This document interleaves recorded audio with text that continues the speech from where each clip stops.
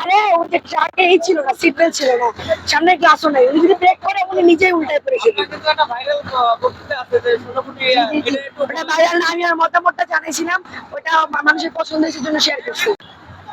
দেখতে পাচ্ছেন আসলে যে আপুটি আসলে ভাষণ দিয়েছিলেন আন্দোলনের সময় যে 16 কোটি মানুষের হাতে অস্ত্র তুলতে বাধ্য করো না, আমরা কিন্তু 16 কোটি রাজাকার যেভাবে আমাদের হাতে অস্ত্র তুলতে বাধ্য করো না। আসলে এখন কিন্তু বিনা অস্ত্রতে কিন্তু দর্শক দেখতে পাচ্ছেন যে আপু যে নিয়ন্ত্রণের কাজ হাতে নিয়েছে সে আপুটি বাইরে না থেকে এখন কিন্তু ট্র্যাক নামিয়ে দিয়েছেন দর্শক।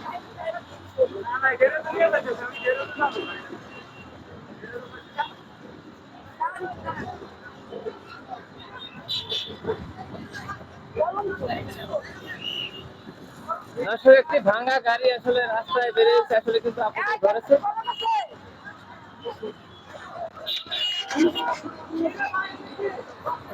আপু আপু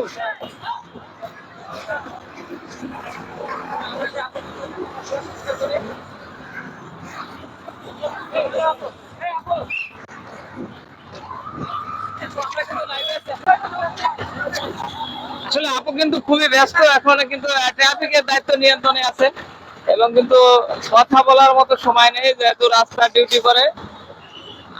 আপু কিন্তু একটা শেয়ার করেছেন একটা ভিডিওতে, কিন্তু উনি অনেক হিউজ পরিমাণ ভাইরাল।